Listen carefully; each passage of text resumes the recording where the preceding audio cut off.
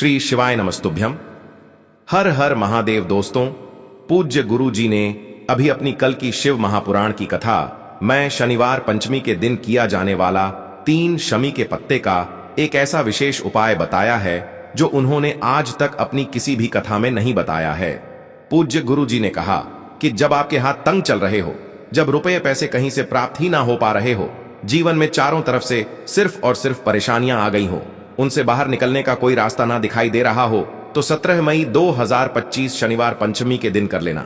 3 शमी के पत्ते वाला यह उपाय होगी, हर मनोकामना पूरी मिलेगी, सभी दोषों से मुक्ति, इतना धन आएगा कि संभाले नहीं संभलेगा। माता लक्ष्मी जी और महादेव जी के आशीर्वाद से पूरे साल धन बरसता रहेगा। दोस्तों, जैसा कि आप सभी लोग जानते हैं कि 17 मई 2025 यानी शनिवार को पड़ रही है ज्येष्ठ महीने की पंचमी तिथि।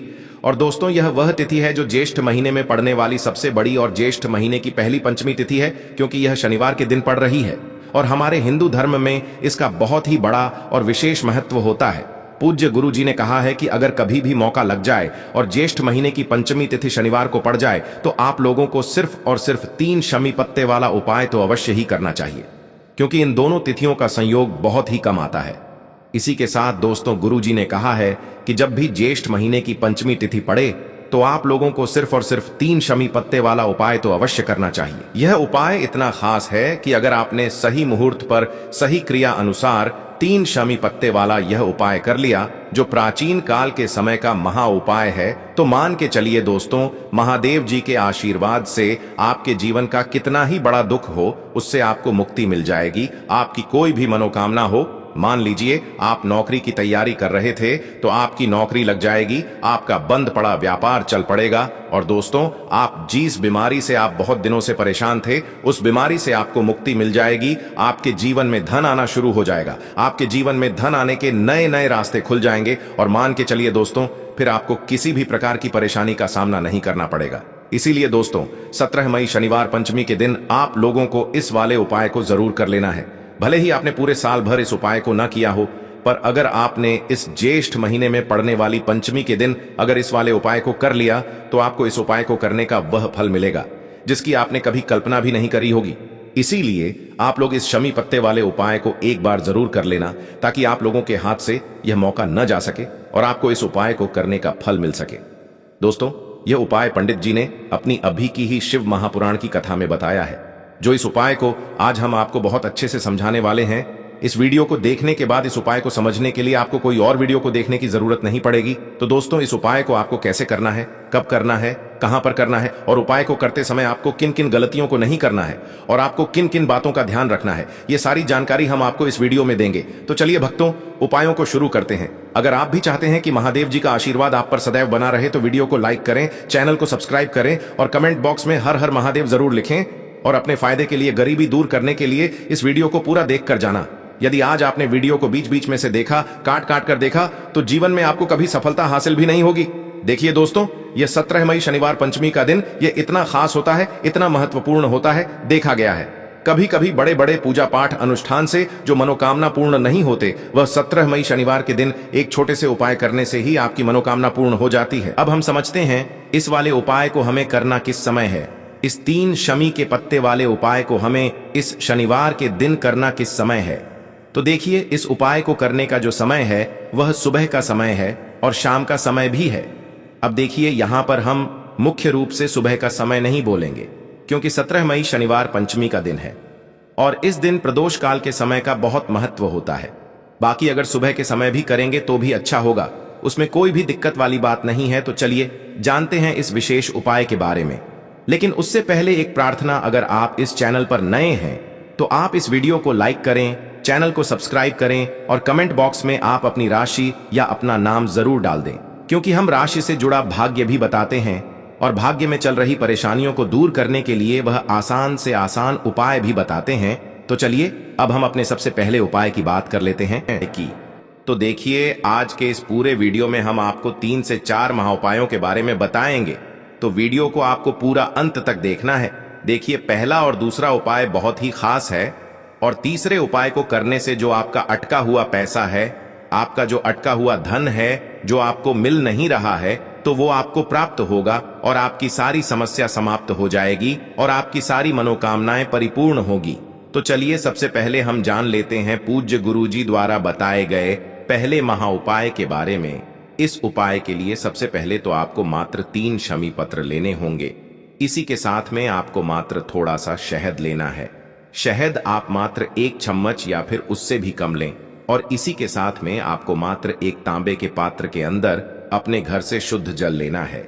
अब दोस्तों मात्र इन तीनों सामग्रियों को लेकर के सीधे आपको पहुंच जाना होगा भगवान शिव के मंदिर में। देखिए गुरुजी ने बताया है ये वाला उपाय आप सुबह भी कर सकते हैं और शाम के समय में भी कर सकते हैं। जब भी आपके पास समय हो तब आप इस उपाय को कर सकते हैं। देखिए सबसे पहले तो आप जो एक जल का पात्र लेकर के गए हैं उससे आपको धीरे धीरे शिवलिंग पर समर्पित कर देना है, और लगातार आपको शिव महापुराण के मूल मंत्र श्री शिवाय नमस्तुभ्यम इस मंत्र का जाप करते रहना है। अब दोस्तों आपके पास जो शमी पत्र है, 3 शमी पत्र है, तीनों को आपको उस शहद के अंदर अच्छे से डुबो देना है। यानी कि तीनों शमी पत्र पर आप चारों तरफ अच्छे से शहद का लेपन कर देना है। अब दोस्तों इन शमी पत्रों से आपको भगवान शिव के शिवलिंग का श्रृंगार करना है।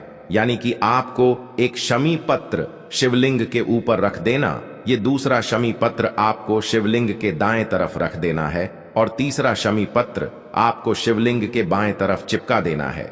यह बात हमेशा ध्यान रखना कि डंडी का जो भाग होगा वो जलाधारी की तरफ रहेगा। इस प्रकार से आपको इन तीनों शमी पत्रों से भगवान के शिवलिंग का श्रृंगार करना है, और लगातार आपको श्री शिवाय नमस्तुभ्यम या फिर ओम नमः शिवाय इस मंत्र का जाप करते रहना है।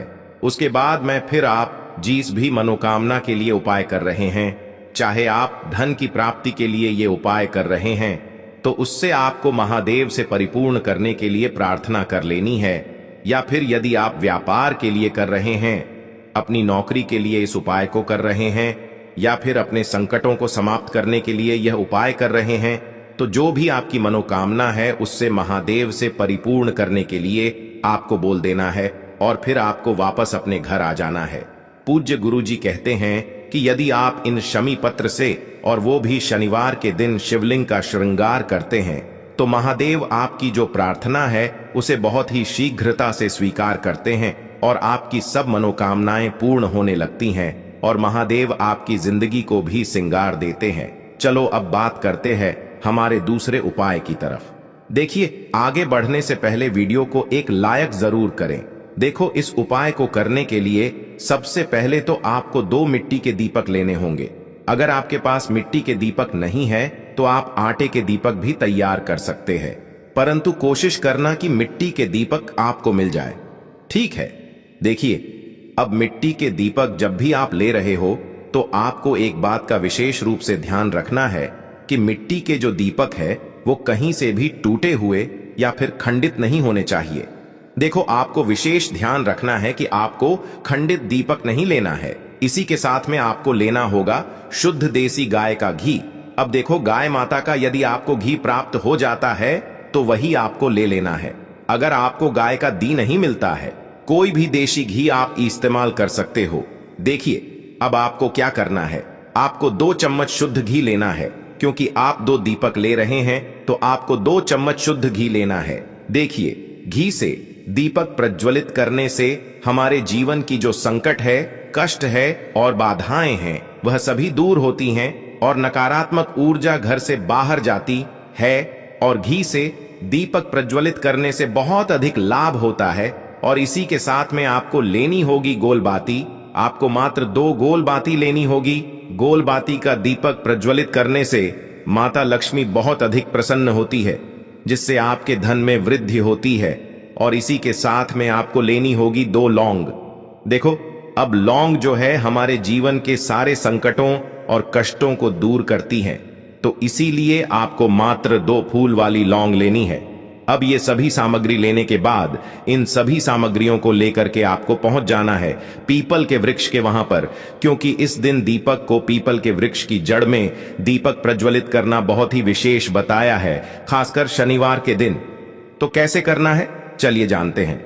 पूज्य गुरु जी कहते हैं कि जो भी व्यक्ति पीपल के वृक्ष से कोई भी उपाय करता है तो उसके जीवन में कभी भी धन की समस्या उत्पन्न नहीं होती है।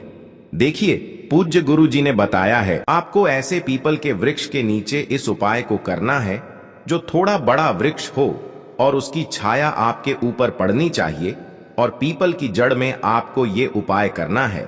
अब सबसे पहले तो आपको अपना जो मुख है उत्तर दिशा की ओर रख करके खड़े हो जाना है। उत्तर दिशा जो है वो माता लक्ष्मी और भगवान विष्णु की मानी गई है, जिनकी कृपा से हमें धन की प्राप्ति होती है और आर्थिक तंगी से हमें छुटकारा मिलता है। तो सबसे पहले तो आपके पास में जो 2 दीपक हैं उन्हें आपको पीपल के वृक्ष की जड़ के पास में रख देना है। अब दोस्तों, इन दोनों दीपक में आपको 1-1 चम्मच घी डाल देना है। उसके बाद आपको दोनों दीपक में 1-1 गोलबाती को डाल देना है। इसके बाद आपको पीपलेश्वर महादेव का नाम लेकर के और अपनी नाम और गोत्र को बोल करके दोनों दीपक को आपको प्रज्वलित कर देना है। उसके बाद जो आपके पास 2 लौंग हैं उनमें से आपको 1 लौंग को अपने सीधे हाथ में रखना है, और जो दीपक है पहला दीपक उसके ऊपर से आपको पहले लौंग को 11 बार घुमाना है। देखिए, यदि आप 11 बार घुमा रहे हैं तो आपको 11 बार ओम महालक्ष्मी नमः इस मंत्र का जाप कर लेना है, और आपको अपना नाम और गोत्र को बोल करके आपको धन की प्राप्ति हो, धन की जितनी भी समस्याएं हैं वह सभी दूर हो, ऐसे आपको प्रार्थना कर लेनी है। और ये जो पहली लौंग है इसे आपको दीपक के अंदर डाल देना है। अब इसके बाद आपको दूसरी लौंग को भी लेना है और बाएं वाले दीपक के ऊपर से भी आपको इससे लौंग को 11 बार घुमा देना है, और 11 बार आपको ओम नमो भगवते वासुदेवाय नमः इस मंत्र का जाप कर लेना है। उसके बाद इस जलते हुए दीपक मैं आपको अपना नाम और अपनी गोत्र को बोल करके इस जलते हुए दीपक में ये लौंग आपको डाल देनी है। देखिए, पूज्य गुरु जी कहते हैं, देखिए, जो भी व्यक्ति इस उपाय तिथि पर कर लेता है उसके जीवन में कभी भी धन से जुड़ी समस्या उत्पन्न नहीं होती है। उसका जो सोया हुआ भाग्य है वह चमक उठता है और धन की देवी माता लक्ष्मी की प्राप्ति होती है। अब दोस्तों, हम जान लेते हैं पूज्य गुरु जी द्वारा बताए गए तीसरे विशेष उपाय के बारे में। तो ये उपाय भी आपको अवश्य करना चाहिए। देखिए, यदि आप चाहते हैं कि आपके जीवन में चारों दिशाओं से धन की कोई भी कमी न हो, यानी कि आपके जीवन में चारों दिशाओं से धन के जो स्रोत है वो बंद ना हो और चारों दिशाओं से आपके घर में आपके जीवन में धन आए, तो आपको आज के दिन ये उपाय करना चाहिए। आज के दिन पीपल के वृक्ष में भगवान विष्णु और माता लक्ष्मी का निवास होता है। पीपल के वृक्ष में देखिए, आपको एक चौमुखी दीपक लेना है। आप माटी का दीपक भी ले सकते हैं और आटे का दीपक भी आप बना सकते हैं। देखिए, दीपक के अंदर आपको 4 बातियों का प्रयोग करना है। साथ ही साथ दीपक में आपको घी का प्रयोग करना है। अगर घी आपके पास नहीं है तो आप तिल के तेल का प्रयोग भी कर सकते हैं, और साथ में आपको एक चुटकी हल्दी भी लेनी है होगी। अब देखो, ये जो चौमुखी दीपक है आपको पीपल के वृक्ष के वहां पर लेकर के पहुंच जाना है। देखिए, ये जो दीपक है आपको माता लक्ष्मी के निमित्त प्रज्वलित करना है, इसलिए आपको ओम महालक्ष्मी नमः इस मंत्र का वहां पर 108 बार जाप करना है। पीपल के वृक्ष के वहां पर यह जो चौमुखी दीपक है आपको उत्तर दिशा की ओर अपना मुख करके प्रज्वलित करना है। यह दीपक आपके घर में सुख समृद्धि प्रदान करेगा और आपकी जो दरिद्रता है उसे दूर करेगा। तो इस प्रकार से आपको यह दूसरा उपाय कर लेना है। अब दोस्तों, हम सबसे अंत में जान लेते हैं चौथे चमत्कारी उपाय के बारे में। ये उपाय विशेषकर रोग मुक्ति के लिए होने वाला है। देखिए, इस उपाय के लिए आपको मात्र थोड़ा सा शहद ले लेना है और इसी शहद के साथ में आपको मात्र 1 लोटा शुद्ध जल लेना है।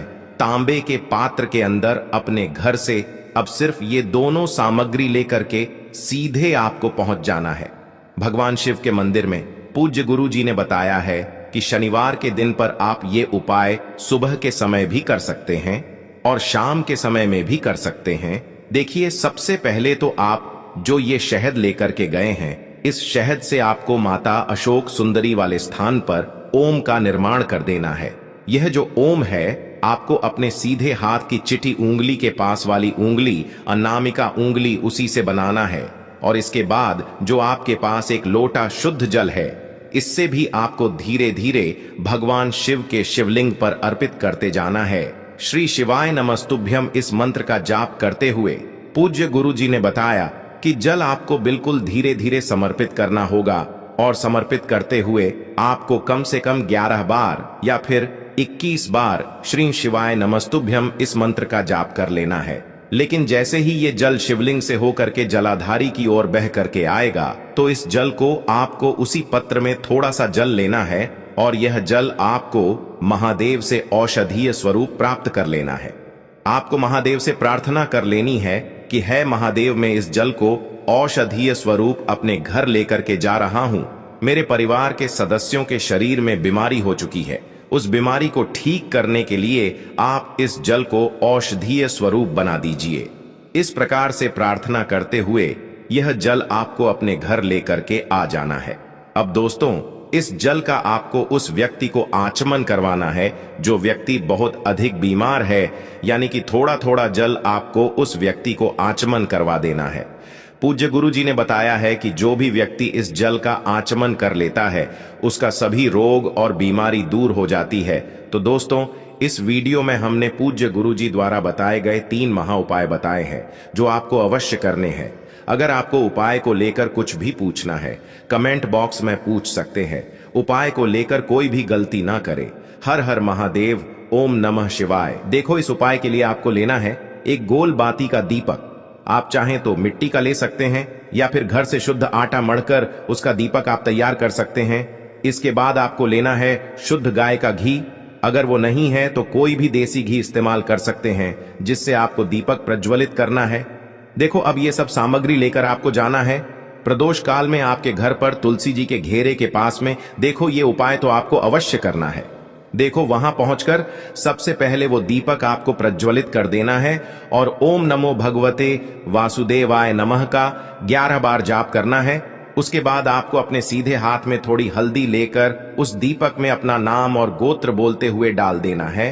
उसके बाद माता लक्ष्मी से आपको प्रार्थना करना है कि हे महालक्ष्मी, हमारी सभी दुख तकलीफों को दूर करो। हे महादेव, हमारे सब दुख कष्टों को खत्म करो। इस भावना से आपको ये उपाय करना लेना है 11 चावल के दाने।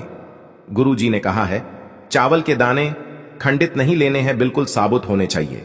उसके साथ में आपको लेना है एक बेलपत्र। बेलपत्र का भी एक नियम है, अगर आपके पास बेलपत्र नहीं है तो आप शिवलिंग से उठाकर उसको पुनः शुद्ध जल से धोकर इस्तेमाल कर सकते हैं। इस प्रकार आपको बेलपत्र लेना है। इसके बाद आपको एक लोटा जल लेना है। अब ये सब सामग्री लेकर आपको जाना है महादेव के मंदिर में। देखो, अब आपको उत्तर साइड में खड़े हो जाना है और सबसे पहले आपको एक बेलपत्र अपने हाथ पर और 11 चावल दाने रखकर शिवलिंग के ऊपर अपना नाम और गोत्र बोलते हुए समर्पित कर देना है और ओम नमः शिवाय श्री शिवाय नमस्तुभ्यं का लगातार जाप करना है। अब आपको जो एक लोटा जल साथ में लेकर आए थे उसे धीरे धीरे बेलपत्र और चावल दाने के ठीक ऊपर आपको समर्पित करते जाना है और शिव पुराण के मूल मंत्र श्री शिवाय नमस्तुभ्यं का 11 बार जाप करना है और अपनी मनोकामना बोलते जाना है। देखो, बस छोटा सा उपाय करना है, देखना एक दिन आपके सब काम बनने लग जाएंगे। गुरु जी का बहुत ही विशेष उपाय है।